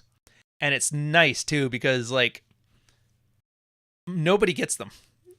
Speaking of which, Jess, did you see that one? I know we're off topic here, but I got another minute to kill. Did you see that one where you and like somebody was in my chat? I made a point about, the MP3 effect, how everything is trending lesser quality, but more accessible, and people are okay with that, right? And then the guy made his own point that had nothing to do with any of that, something about black pill, whatever nonsense, and Rob had a good laugh about that. He's like, I used to love reading the responses to Ryan's tweets, but now it's just guys who are like sticking to their own points, their own little branded scripts, and they don't even have conversations anymore. Then he and Nick had like a subtle conversation about calling those kind of people tards, and then like 10 comments in, the guy's like, I can't tell if you're talking about me or not. I think it's Paul. I think it's Paul or Troy today. It's hard to tell. There was a shift around at the last minute. I haven't checked the chat yet because I just show up to the thing when I'm not hosting. It's a lot of mental burden I don't want to bear on myself. But yeah, I think it's Paul, but he might have passed it off to somebody else because he's busy, or Troy. I don't remember. I'll let you know. Yeah, the Let 'em Burn crew. Anyways, it made me laugh. So delayed adolescence that they don't talk about. That's the next topic. Let's do a little. All right, one more of these. We got a bunch still. Ian, what do not Ryan Stone? I think he's the most important guy in the world. Ryan Stone. Give a about Ryan Stone. Me and him have gone back and forth. Blah blah. Yeah. Ryan Stone does not pass the 6-foot test. He's not even a man. So I don't give a Ryan Stone. There's an example in not subtext. Fuck that guy. All right, fair enough. Fuck that guy in his fake t-shirt. I fidget a lot. All right. Delayed adolescence they don't talk about. What the hell are you talking about here? Here's another thing of it. There's been a concept called delayed adolescence. The idea is that we don't have to grow up, and so we don't. First red-pilled space you saw it would have been, was it Dalrock? I don't want to get to the Bros Before Homes Rolo thing yet, but there was one thing on... Briffelt's Law, that's the one. From the No Ma'am, the old MGTOW blog. And the idea of Briffelt's Law, if people don't know, is that the woman, not the man, decides whether a relationship's going to happen. If there's no value to her, no relationship's there. There's a couple correlations, not the point. The reason that the article came and did its thing was describing a simple idea. That women mature quickly because by the age of, like, think of it in Cro-Magnon days, not modern sensibilities. So don't get all Chris Hansen on me here. But, you know, girls' first ant flow is like when she's 13. So at 13, she's able to get pregnant. And then chances are it's cavemen, and so they're knocking each other up right away, because what else are you going to do? I could turn another rock into a sharp rock, or I can knock up my, wife. I'll just do the wife thing. I'll sharpen up rocks later. Get the kids to do it. So girls had to mature to the point of being like a fully functional mother by the age of like 13, 14, 15, 16, whatever. So they have to mature fast. Guys, not so much though, because guys weren't strong enough to hunt until like 15 or 16. And by then, they have to go through a whole process, getting stronger. I think our physical maturity is like 25 or something like that, or 30. I don't even remember. So the whole point was girls mature faster, but hit the maturity wall sooner. And the idea was that, it was women, the most responsible teenagers in the house. That's the one. And the idea is that their mental maturity is somewhere around 18. Now, is that true for everybody? No. But it's an illustrative point, not a descriptive point. Guys, on the other hand, very immature, and they don't require maturity until something like 35. Bruce V had a great article, is that nobody takes you seriously until you're 35. And so and I kind of noticed this too in my own life with my own work and stuff like that. So it's good enough to take this as a given for the sake of red pill. The moon is made out of cheese, descriptive, not illustrative, or illustrative, not descriptive, sorry. Is that women mature quickly and they hit that wall harder. Guys take forever to mature, but once they do, they're good to go and they get better. So the point of this is delayed adolescence has shifted that to the right. So women are no longer mature, like they're no longer maturing even to the point of like the most responsible teenager in the house. And guys, by 35, what had happened, it used to be guys had like 15-year-old kids by then. They've matured up. They've had a 10-year career, shit like that. Now there's guys that are 35. They're still like working jobs. They don't have a career. They don't have families. Fuck, I guess I can lump myself in there too. Yeah, 35. That guy just left the military. Fuck, fair enough. Yeah, 35. Actually, no, 34 I left the military. 35 was when I was working corporate, making six figures. Six-figure salaries, boys. Six-figure side hustle. The trick is just get a job, you fucking hippie.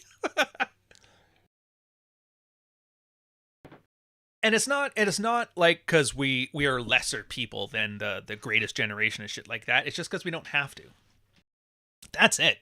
If you don't have to, you're not going to. That's how evolutionary pressures work. And an 18-year-old in the 1940s had to grow up really fast because they're dropping him off at Normandy.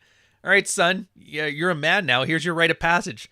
Go get that cement bunker full of krauts and take it out. Like, all right. The ones that survived grew up pretty fucking fast. But we don't have that now. Even the Vietnam War, a lot of kids had to grow up real fast on that one. Afghanistan, yes, but it's such a smaller amount of guys. Like, Most people don't even know people in the military, and there's that. That's really just one facet of it. So I don't want to belabor it and turn it into just like a military talk. It's not. It's just the easiest example I can use. That's not it anymore. There's no war to go fight. There was dudes in Afghanistan with waifu pillows. Like, don't tell me this is like World War II seriousness. Fuck, I gotta take that back. Like, I know the point I'm trying to make, but I got friends that came back from Afghanistan and they were kind of medically discharged, so I don't want to minimize that. But anyways, I'm making the point. Is that we're getting older and we're doing less. Part of it's like the housing problems we're having now because of that globalistic push for more immigrants to come in, the restriction on housing. Guys could be 35 years old, they don't own a home. Maybe that's not the only way to but that's one of the other ways that you can have a guy become more mature, is like financial security, financial stability, if you're worried about losing your house, damn straight you're going to act more mature. You just are, because you have things to lose now. So you add all these hundreds and hundreds and hundreds and hundreds of little things up, and you're getting people that are no longer required to mature. Fuck, even the Prime Minister of Canada just snowboarded and smoked weed and taught drama class until he was 40 years old. And then he woke up one day and they're like, hey, we need a new Prime Minister. Are you in? He's like, yeah, sure, bro. Gets in there. Didn't even grow up till 40 years old. Leader of the free world. Well, leader of the free world, eh? Our future MD, $2 super chat. Thank you, sir. The issue being manhood isn't concrete, no metrics. Oh, yeah, there isn't. I mean, there's basic metrics, economic security, sexual options, sexual abundance. Like, there's some metrics, but not everybody can agree on them. But even though you can kind of tell they're trending in that direction, and nobody's codified it yet, and I'm fine with that, whatever. But the point of this one is the things you do as an adolescent, you're continuing to do as an adult. Like, I play in fucking Minecraft streams. If that's not a perfect example of delayed adolescence, and there's nothing wrong with me, perfectly functional, stable relationship, dependence, house, job, work. I work. And yet there's still that there, because I don't have to. If it was the 1950s, you think I'd be working on model train sets? Or no, I'd probably be drinking. So they don't talk about this because there's problems with it. And I've told you before about the separation between economic maturity and sexual maturity. That's one aspect of it. So arguably, the incel revolution is a response to delayed adolescence. At the same time, women acting more like bratty 13-year-olds as opposed to bratty 18-year-olds. Again, huge issue towards it too. So what's the part they don't talk about? Well, the part they don't talk about is that it's not that people can't shape up, grow up, or anything like that. It's that there's no incentive to. People seem to forget the incentive part of this. It's like, why would you grow up if you didn't have to? Why does a girl stop acting like a thought unless she has to? And when does she have to? Well, when she hits the wall, she better fucking learn. By then it's too late. So then she's also given no incentive because there's no boyfriend waiting to swoop her off her feet, or maybe there is. Those ones that settle down, they tend to be all right and they get their shit together. But those that don't, they're like, well, I'm a big 13-year-old anyway, might as well just continue to be one. And that's where you're getting a lot of these like 35-year-old spinsters on the internet or possibly at your office or at home that act like a complete fucking psycho. And there's nothing you can do about it because everybody coddles her. The workplace environment in HR is fucked. Why? Delayed adolescence, man. Why is that? Because she couldn't find a man when she was at her peak. Why is that? Well, because men didn't want to settle down with her because they didn't have to. Well, why is that? Well, do you really want to get into all the reasons? Just really, that's the landscape. So, like, what do you do? What do you do? Anyways, this topic's a bit of a Debbie Downer, and I just realized this is about as black-pilled as you're going to see me get. But again, what do you do when you're in this situation where everybody acts like a big overgrown teenager? Nothing makes sense. Nobody's happy. So close your world until your world makes sense. And when does your world make sense? It's when you live your life. You have your expectations, and you have your boundaries, and you have your shit together. Well, I don't have to. You're right, you don't have to. But let me ask you this then.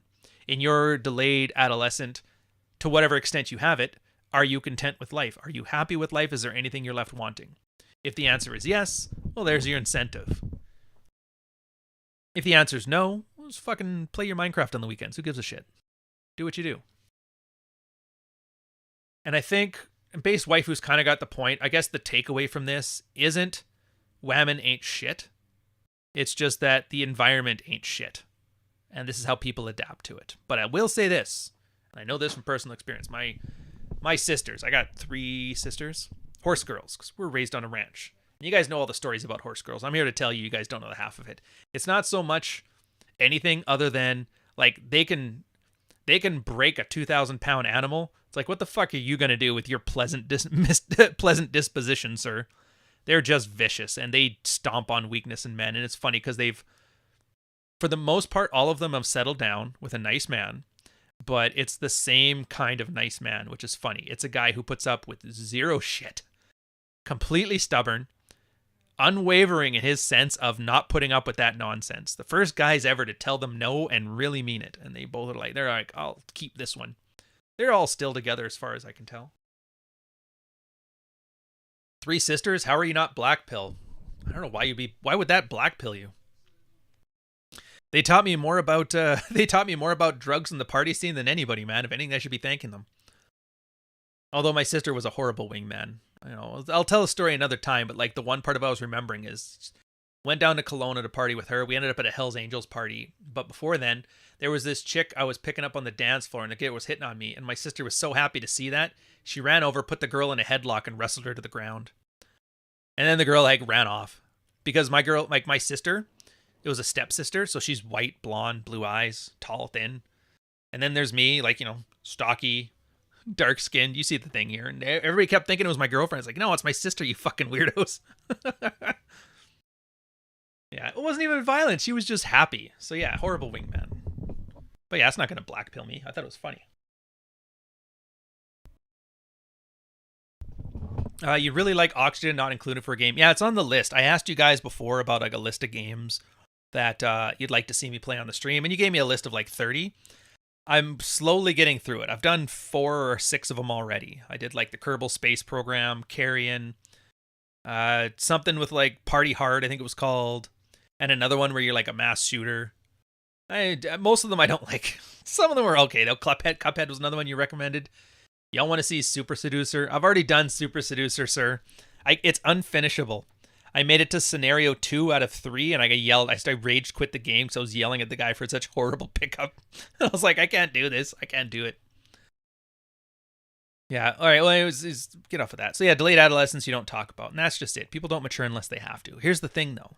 I keep talking about hypergamous best option, and you guys hear it, and you've heard my thing. If you were watching the Ali stream, I talked about hypergamy is monogamy. The idea that the girl can only love one man fiercely at any one time. And if it's not you, it's somebody else. So just, act accordingly. When you're a girl's hypergamous best option, and you'll know this because you could have dated a bunch of other girls, but you chose this one and she fucking loves you for as long as she does. She starts changing how she acts. This is actually funny enough. It's a requirement for borderline personality disorder, which they call the woman disorder. Narcissism being the guy disorder. If you guys don't know, a disorder is you take behavior sets. So take everything that's involved in borderline personality disorder and plot the amount of it people have on a bell curve. Most people are in the middle, the first standard deviation. There's the second standard deviation, which is extreme woman or extreme not woman.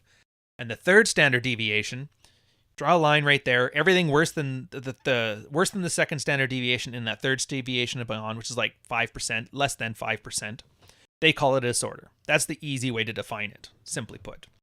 If you don't believe me, go back to the episode I did with Dr. David Lay, and he'll help articulate it a bit better. So every time you think borderline, you think the personality disorder, not realizing that borderline's in a bell curve. And when you talk about borderline, you're actually ideally looking for something in that first standard deviation, because that's just feminine behavior. When it gets extreme, it becomes pathological, but until then, it's just what chicks do.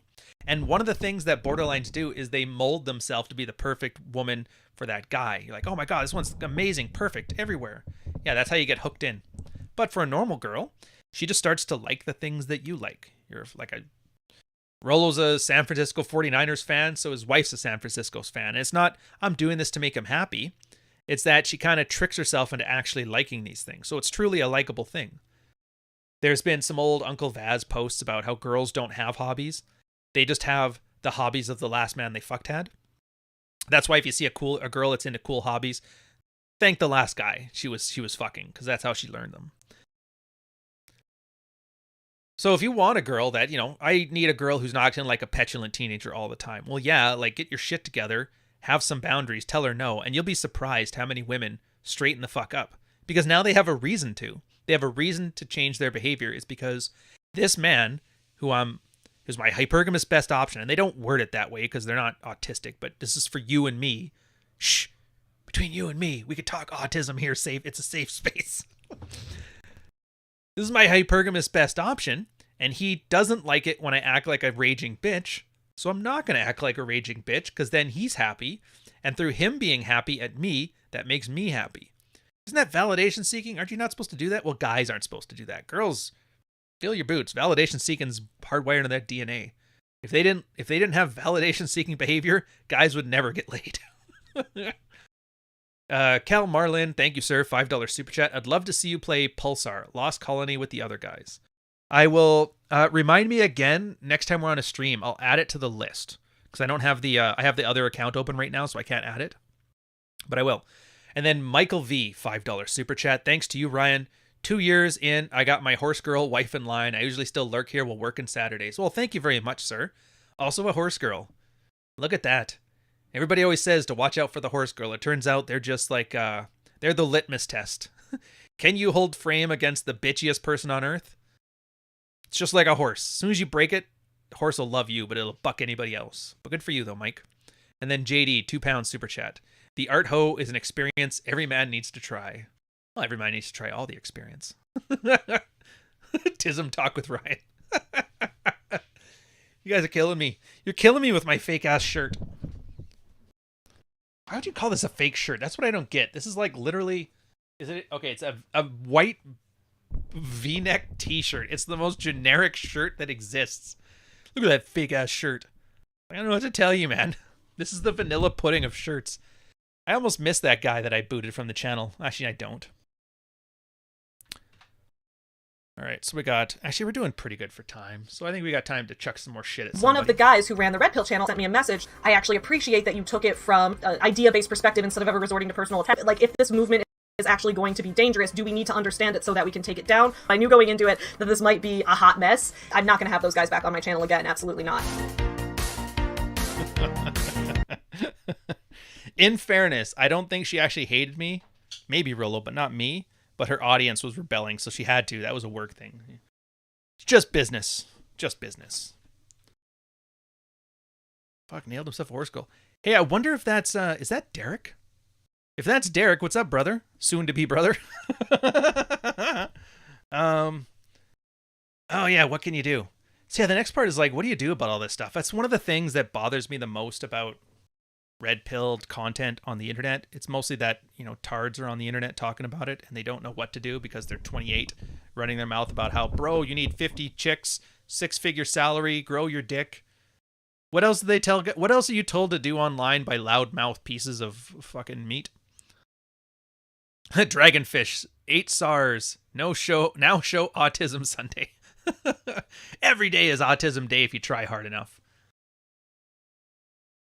Pretty disappointing, the white tea, to be honest. You know what? It's summer. After this, I'm probably going to go outside. So at this point, I just wanted something I could throw around and not worry about. So don't worry about it. We got new merch coming anyway. I'm still going to design the whamen ain't shit line to complement the T-Rex army line. Oh, yeah. So what do you do about this? Yeah, what do you do about this? What can you do about all this? I've repeated myself like 5-6 times this episode. I'll probably do it again and more. Focus on what you can control. There's only so many things in life you can control. And most guys don't know this. This is 90% of guys do not know this. Because when they have questions, I see it all the time in Rolo's chat. Not so much my chat because you guys know better, but in Rolo's chat, Rich's chat, and John's chat, and Troy's chat, anybody's chat, Sterling's chat. Hey, my wife is doing this. How do I get her back in line? Some variation of that. And then guys will tell, we'll just do this and this. I don't know if those guys do. I don't know about the specifics. I don't want to slander them on this, but Mosey's like, yeah, you do this and this and this, and then your wife will get shit back in line. They basically describe a covert contract that you're going to fail and then be resentful for, and they're going to say, well, you just didn't do it hard enough, bro. The Forex trading scam from Romania exemplified right there. Maybe I could shit on Pat Stedman. Yeah, I don't mind shit on Pat Stedman. I'm sure he gives some stupid advice there. Just be like this and godly and your wife will love you forever. And it's like, I tried all that and she still fucked the maid. He's like, I don't know, you just didn't do it hard enough. Excuse me now, I have to go to a court hearing. But yeah, you can't change people. You can offer incentives for people to act right. And they get to make a choice whether they want to act right or not, because they're human beings. They're not narcissistic set pieces in your one-man play. Even the wife. Yeah, but I did all these, like, I gave her a ring. Why isn't she loyal? Covert contract, man. The ring doesn't mean loyalty. The ring just means a ring. The ring is so that you can show it off to her friends. A ring means you're willing to spend $10,000 throwing it down the drain for a girl. She likes that symbology. It's an expensive signal. But I don't get it. I worked out and I did all these red pill mental models. Why is she not fucking me now? It's like, because that's a covert contract, man. You cannot do this expecting action from the other person, because the other person will always let you down. Because A, they don't know what you're doing, and so they don't know what they're supposed to do back, because you haven't guided them there. Or B, they do know, and they hate being manipulated, and so they actively like tell you to go fuck yourself and do exactly what you don't want them to do. Either way, you're not going to get what you want if what you want is something from another person. There's another good example from Twitter on this one. There was this really wise account talking about how, and he was making his observation about the Chads, you know? It's amazing. You see all these top tier extroverts and they have like a hard shell and you can't crack them open. And I always try to like get inside their head and see what makes them tick. And they always keep it closed to me, but they're very pleasant and charming and all this stuff. And you realize, yeah, they're just faking it. And I'm like, no, you fucking moron. It's that you're sitting there trying to like ham-fistedly manipulate a guy to see if you can get some ammo that you can use on him later. And naturally, because he's a social person, he knows what you're doing and he decides not to play along. It's not mean that he's faking his extroversion. It's just that he's socially aware enough to know that you're a manipulative little troll. You cannot change people. You just can't. That's why the main event, I talk about the main event. Main event is like the mother of all comfort tests. It's when you've been running your dread for long enough, there becomes a shift, a dynamic change, where one of you is clearly better than the other person from a sexual dynamic standpoint. And the girl wants to keep you, but she doesn't know how, and then she switched to direct language, snot bubbles, comfort test, crying, and that's where the whole, like, the power dynamic, like, inverts there, and the relationship tends to move forward. It's not a guarantee it's going to happen. But once you say that, it gives guys hope that they think, oh, that's good. That means there's always that, like, all I got to do is keep red pilling and then the main event will happen and then everything's good. And it's like a roadmap. Good. It's like, no. It might not happen. And if it does happen, you won't know it's coming. I guarantee you, because I've seen a dozen guys saying they all start their field report the same way, a possible main event. And then they describe just their wife being a bitch and them failing a fucking shit test or a compliance test or literally fucking up. And you're like, dude, this isn't a main event. This isn't a comfort test. You basically did some stupid shit. Your wife was pissed off at you and then she acted bitchy. And then you like threw a lame attempt at fogging in the unexpected work. This is not a main event. Turns out the reason you can't tell when a main event comes is because you don't care to look for it anymore. You're basically checked out. And then once you've checked out, once you've killed that covert contract that you're doing this for her, you start acting in your own best interest. You start looking at your own abundance. And the beauty of that is it's a very attractive quality. You're basically, that dark triad shit, like you're aloof. Oh, that's an alpha quality. It makes girls wet. Oh, you've got abundance. You're interested in other girls. You're charming. You're attractive. You're not worried about somebody's feelings.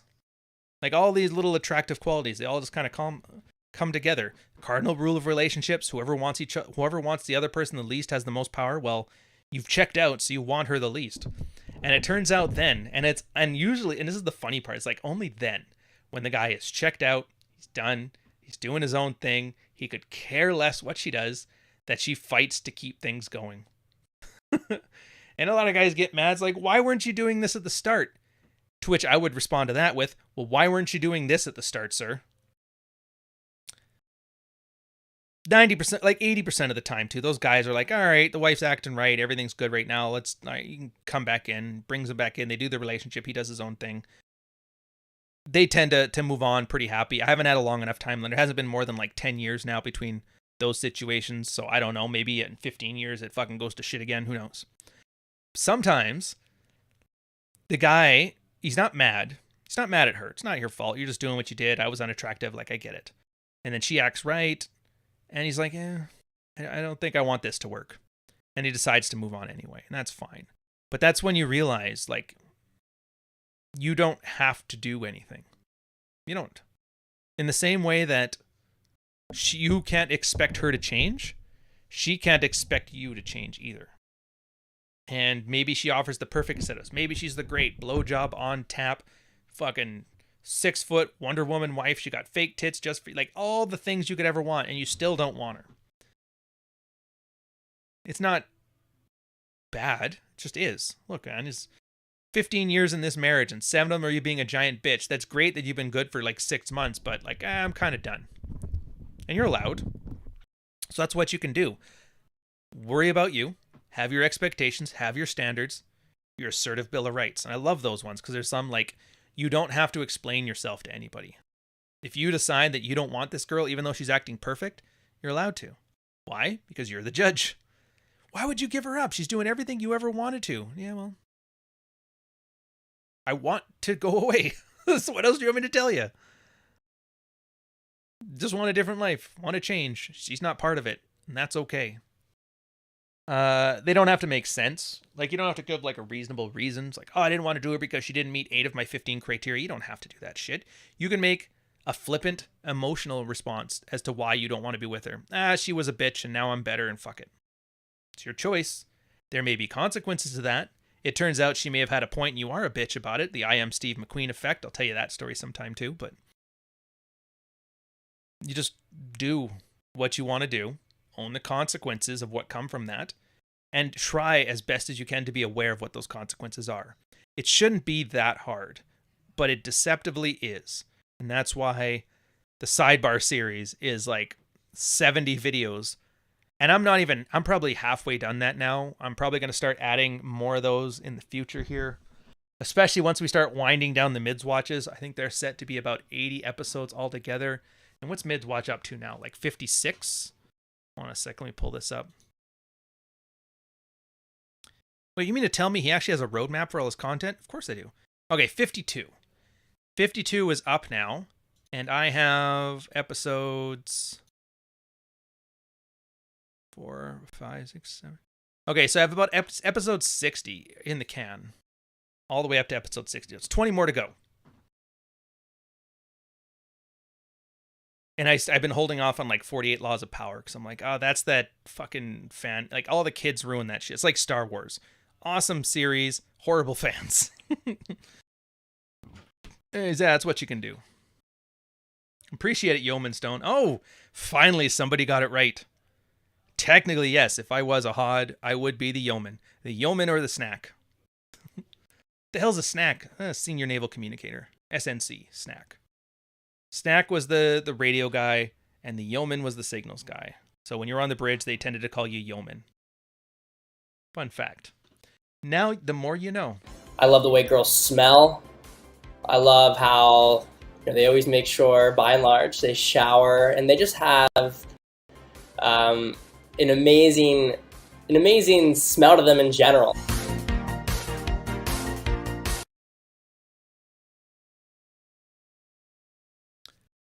So what can I do to get the whamen? Why did I add that as a comment? Or why did they add as a topic? Oh, I know why I did. Because there's lots of single guys on things. So there's some red meat for the single guys. Why can't I get the women? Most women you can't get. I don't care who you are. I don't care if you're Brad Pitt. I don't care if you're fucking Romanian kidnapping boy. Even he can't kidnap all the girls. Most women aren't into you. They just aren't. Wrong time, wrong place, wrong relationship. Maybe they don't like you. Maybe you remind them of their dad. Maybe you don't remind them enough of their dad. Maybe you're too ethnic. Maybe you're not ethnic enough. Who knows? There's 100,000 different variables that go into whether a girl wants to sleep with you. And you won't know any of them for years. For years. And that's if you focus, which you shouldn't. That's why game has always been, it's always been a numbers game. If you want to get more girls, you have to approach more girls. And I'm not saying you have to sit there doing pickup in the park for like day game with yad stops for 8 hours a day. That's an option. But a lot of it is like, how do you bake a cake? Well, first you design the universe. There's a whole bunch to it. And Dante's in the chat. He's running through his right now. He's having a blast with it. It's putting yourself into more situations where you have the opportunity to open more women, approach more women, ice break with more women, whatever.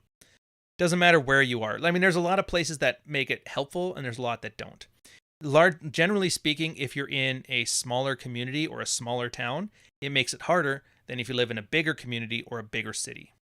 Everybody's pretty much, like, we can argue over whether a city of 100,000 people or 500,000 people, but bigger is better. The more people, more opportunity. That should go without saying.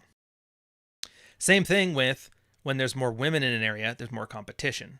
So it turns out when there's only 5 girls in town, there's a good chance that all those girls are fat. But if there's 100 girls in town, there's a chances are that those ones are all looking as hot as possible because you got to beat out those other 99 bitches. Hey.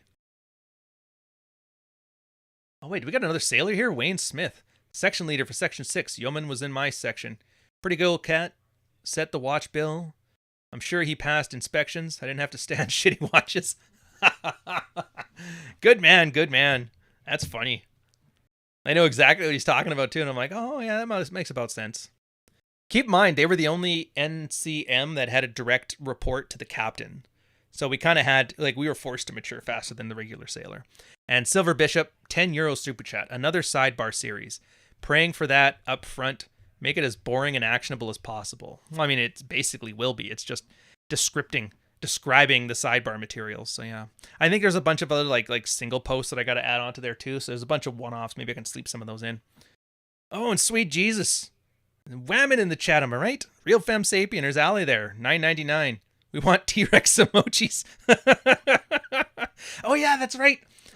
It's normally on the second channel, but I haven't done the emojis thing for any of the channels. That's on my to-do list. But you guys have figured out the ASCII code for it. So I'm like, all right, good enough. Oh. And then Based Waifu, nice to see all you gents. See you around. Yeah, have fun. It's good to see you. I know you've been around for a long time. Fucking guys. God damn. It's the problem. You get military people together. All of a sudden they start spamming their T-Rex dicks at each other, you know? So yeah, why can't I get the whamen? So that's one aspect of it. It's just the location, the venue. People give that one entirely not enough credit. Yeah, you want to earn a lot of money to get a good woman. So what do? You go work at the oil rigs or you work in a logging camp.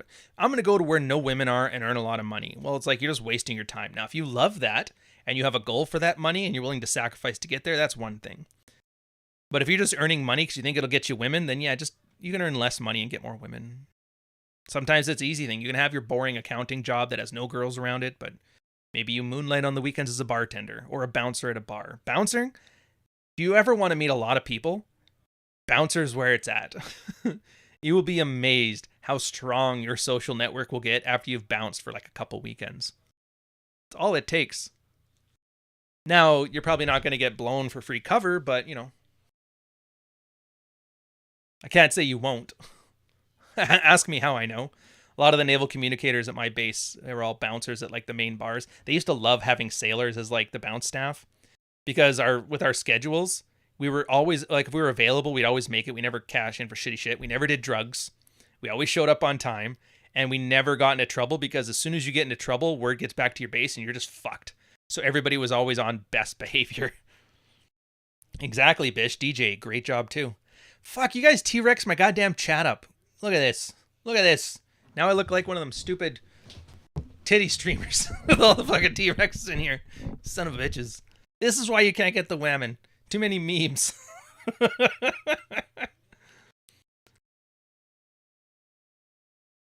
Oh, Jimmy, I've seen that photo. Actually, Mish did tag me in it. Yeah, there's a dude with like no arms standing beside a T-Rex. Yeah, I've already been tweeted that one. It was pretty funny. Doesn't that make you proud? Strong feeling. Yeah. Oh, Marty, you fucked it up again, dude. So that's a part of it. Another part of it is just confidently opening. And it's not girls love confidence. It's not, you know, this is this and women like this. It's just the simple fact that people are bored. Everybody's bored. Dude, you're listening to me run my mouth for 1 hour and 34 minutes on a Saturday at 9 a.m. Don't tell me people aren't bored. I'm not that entertaining. I'm just not. Right now, the only thing entertaining about this stream is how many goddamn T-Rexes you're throwing in the stupid chat. And then Dante with the giraffes to really get into the meme. If you guys don't understand the giraffe, he'll explain it to you. God damn it. All right, whatever. I got to ignore the chat. You guys are killing me. I'm just going to sit here yelling at you for a bit. And if you want that, you can go to Aaron Clary's channel. But yeah, just boredom. Just being not the most boring thing in the room is like a fucking superpower. Can you string a sentence together? Can you crack a joke? Can you be lighthearted? Can you have a sense of humor about yourself? If somebody wants to shit test you, throw a thing, can you laugh that off? Well, that's a good thing. Can you poke fun at a girl, negging because you're not too concerned with whether she likes you or not because you know other girls will like you? Super attractive. All this stuff's attractive, and it's hard because guys don't believe it. I don't think they do. I really do. Because I used to be one of those guys. I didn't believe it either. And then I just realized, like, I don't fucking know what women think. And then I put those two thoughts together. It's, I'm not the Swiss watchmaker who I can understand women if I just get the right gears and the right order and this and that. And then don't be that guy. That guy is a reactive piece of shit. He never gets women. Just, I don't know. Most chicks aren't going to sleep with you anyway. So when you're talking to them, she's already in the hasn't slept with you corner. What's going to happen? She stays there? Oh my God, nothing changes. This is fucking embarrassing. No. Just don't care. I don't know. Now, I will say this. I add this because I've seen, and I hate the don't eat paint warnings, but yeah, you say that. Yeah, you got to be a little bit, poke a little bit of fun, be a little teasing, and the guy's like, hey, you stupid bitch. And you're like, oh, for fuck's sakes, dude, you're not doing it right. Like, it has to be playful. It has to be almost like, I don't take you seriously, but you can come in on the joke. So, yeah. Little things like that. I mean, I'm not going to go over all of, like, the London day game model or the mystery method or maybe some more of, like, a natural approach to getting women and shit like that, because that's been covered ad nauseum by the pickup artist. I'm not going to cover that same ground. My aspect of it is from a red pill perspective. What's the kind of things you're missing? Well, dude, being raised wrong, being validation seeking, the promise keeper absolutely works against you. Girls don't want to be mom to a new guy. The ego investments. When your ego is so invested in a certain way of thinking that you're not reading the reactions from the person in front of you and tailoring your game accordingly, super unattractive, helps you lose the women. Projecting. Assuming what you think is what she thinks, and you start projecting that onto her, not going to make you attractive. At the same time, when she starts projecting what she thinks onto you, and you taking it seriously, not attractive for you. I don't know, my nose is really itchy. It's not that kind of Canada Day, don't worry. Delayed adolescence, the fact that you haven't matured enough to be like the sexual better of somebody. That's the thing there. If you want a reason to mature, well, more chicks will fuck you.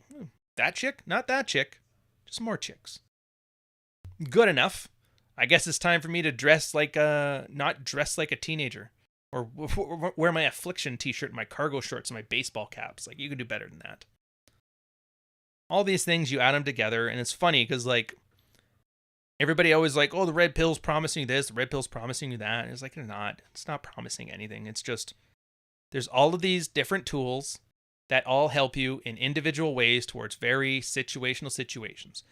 But, and this is the part that I love about it, people find out that those skills also are applicable in multiple different situations. Example, you learn to run an opener. All right, I learned to open a girl. Sit down, open a brand new girl at the coffee house, do an old man opener, do an opinion opener, doesn't matter. Do it, you hit on girls. Yeah, I've hit on like 20 girls. I managed to date 5. Only 1 slept with me, and that one was like a slump buster, and it's whatever. And then they go to work, and they're like, oh, we got a Christmas party we got to go to with some other corporation. They're inviting us to their event. And then they find out those same openers they were using on chicks are great icebreakers when they're mingling amongst the tables. And then they found out the 40 or 50 tables at their corporate event, everybody there knows who they are. And then they go to the LinkedIn conference on how to build a network. Like, well, if you really want to build a network, following that stupid LinkedIn article is not going to help you. Or that $5,000 Deloitte seminar. What'll help you is just fucking grab a mystery DVD and learn openers and apply those. All you got to do is take the sex out of it, and you've officially opened a table. And even then, if it's like a mixed table, being slightly flirty to the girls and extra bro-ish to the guys won't kill you. I don't want to have to fake interest. It's like, how about you don't fake interest? How about you're interesting, you're fun, you're charming, and it comes out in everything you do? Have you ever tried actually internalizing this shit? No? Well, then don't come to me bitching about how you're the most boring guy at the Deloitte seminar. Come on, man, podcast. We got Paul, $10 super chat. Look at that. Treat her like a bratty little sister.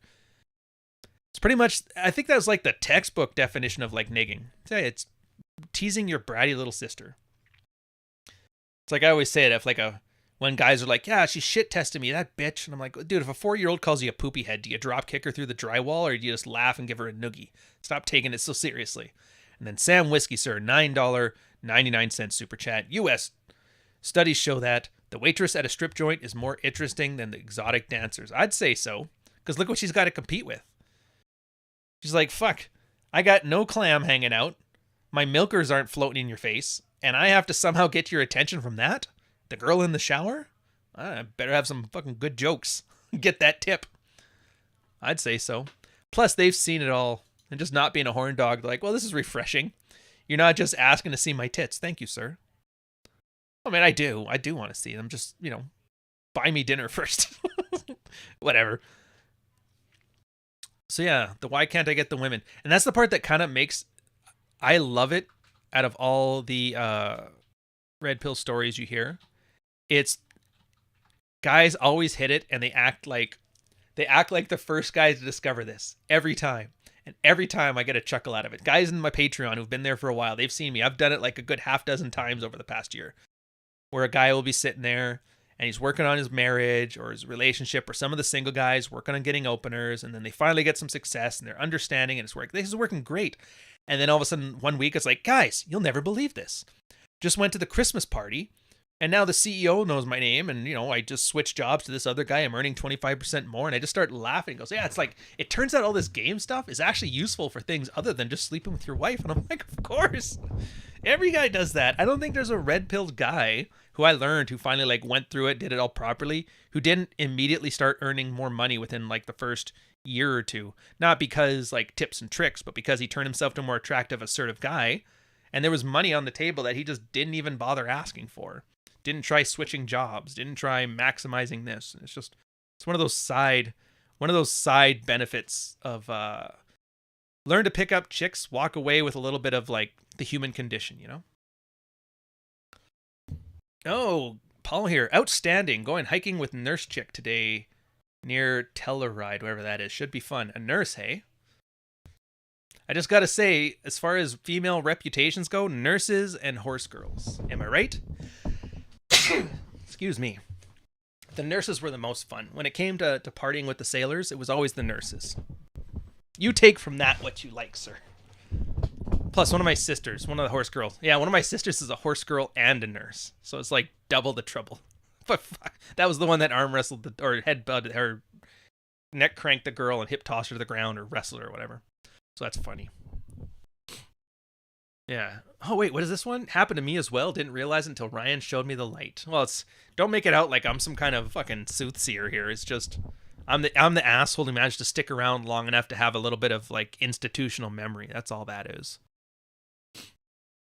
My Batman story was a nurse, yeah. Clams and milkers. Does it get any sexier? Well, Billy, here's the thing. Okay, last part of it. This is kind of you know what? I'm just going to call this next little bit banter. Oh, but I have the whamen are lied to their whole lives bit. You know what? We might skip that. We might not. But until then, keep this topic on this. I didn't do anything. I think this is an important point. It's a little on the more serious side, even though it's not as serious, but you get this a lot.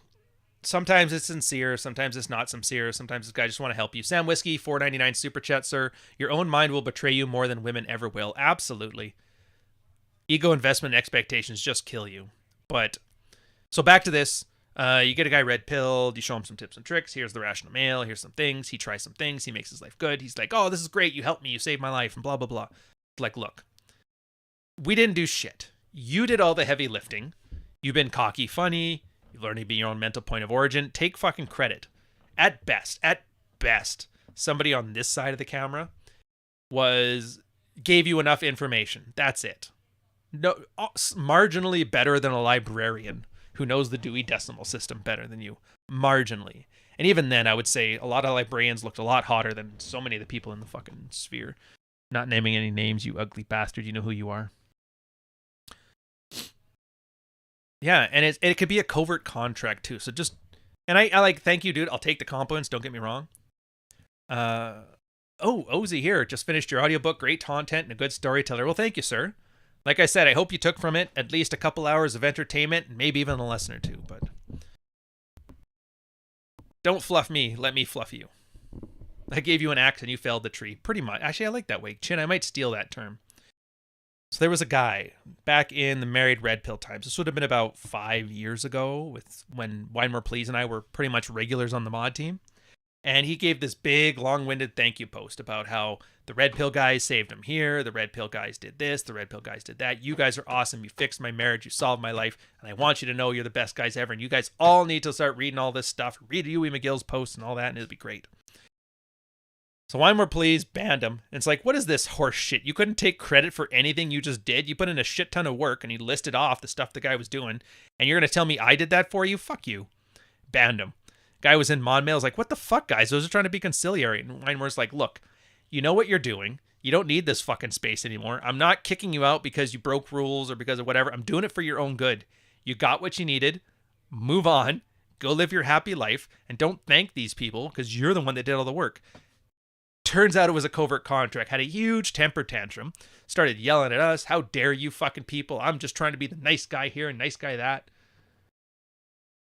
And then you can have a thing where you do private chats inside of the mod thing so you can talk amongst each other about what you want to deal with. And it was just like, it's amazing. This guy had his whole red-pilled existence sorted out 5 minutes ago and just one little poke at his frame and he just fucking melted. It's like, yeah, maybe people aren't as red-pilled as they think they are.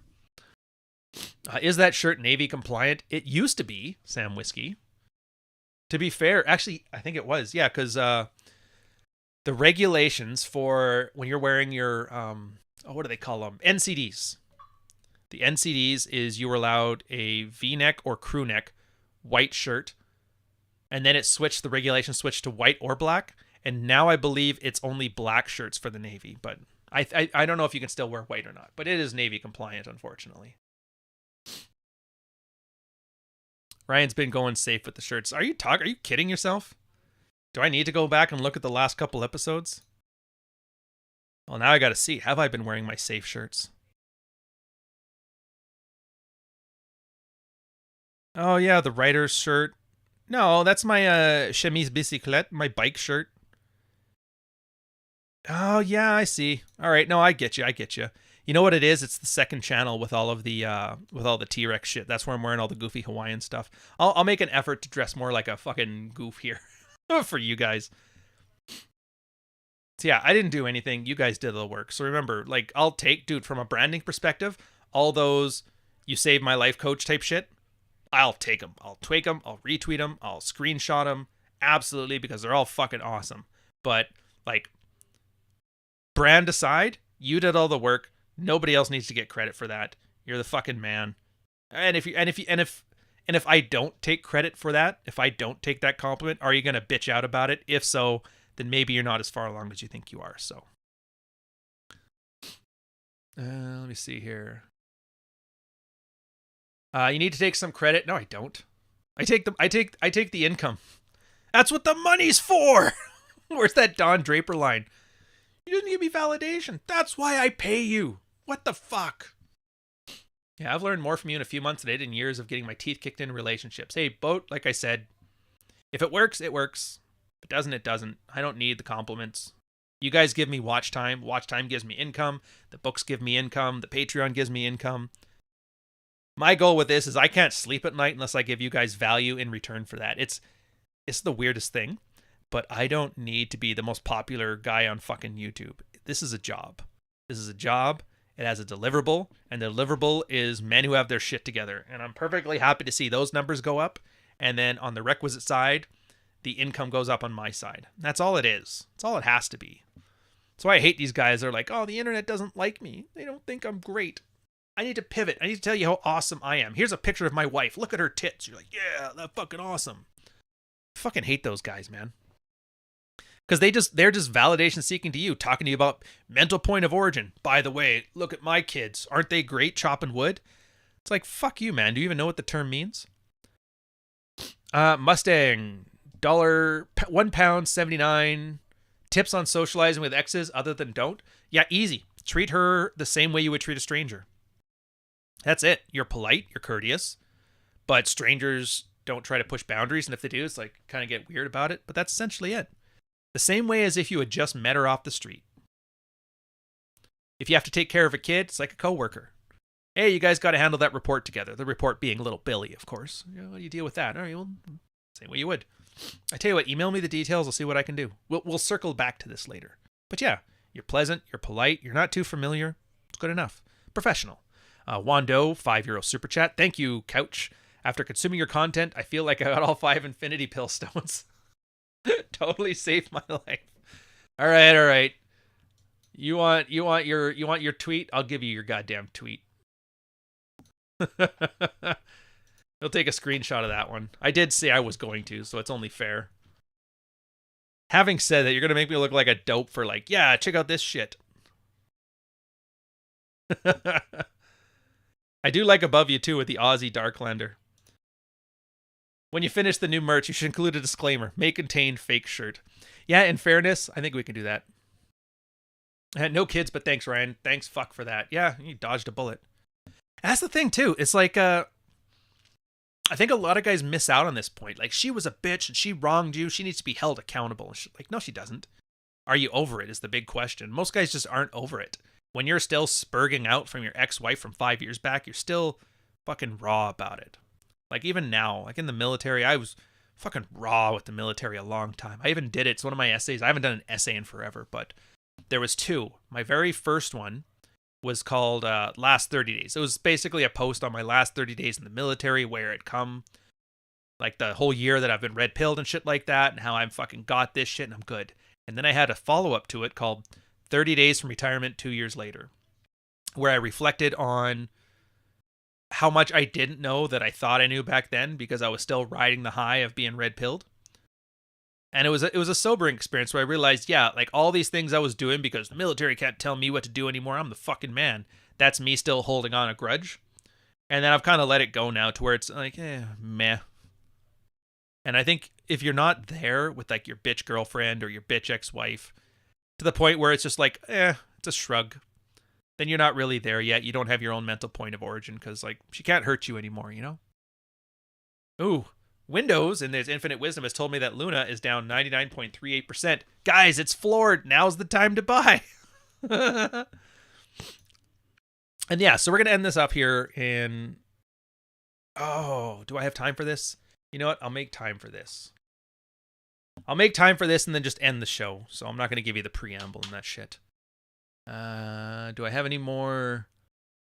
Oh, wow. I'm out of people shit-talking me. Oh, no. I got one more.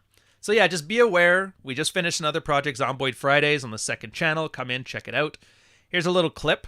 It's the same clip from last time, so you've already seen it. You can zone out for the next minute, but this is the kind of the fun you can be in for if you enjoy more casual content on the Digital Ryan channel with the T-Rex Army. T-Rex Army, some new surprises, no idea what Misha has in store. Let's get that going.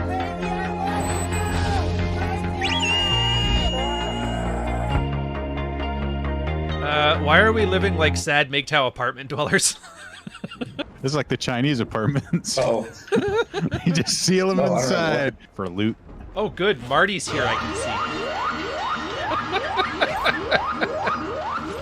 What's up, sweetie? Final words. Please take care of my goats. Ooh. I like that. I like that ponytail. Oh, dude, you really can self-delete. Oh, he's got stuff. Do you have food on her? Hey, don't take my stuff. I'm coming back. I'll teleport you when the horde gets off my tail. Oh my god, I actually got bit. This is the... Sorry, Roger. Oh. Snake!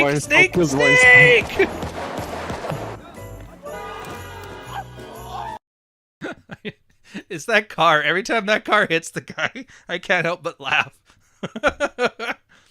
Oh, Dark Knight Dev, $5 super chat. Thank you very much, sir.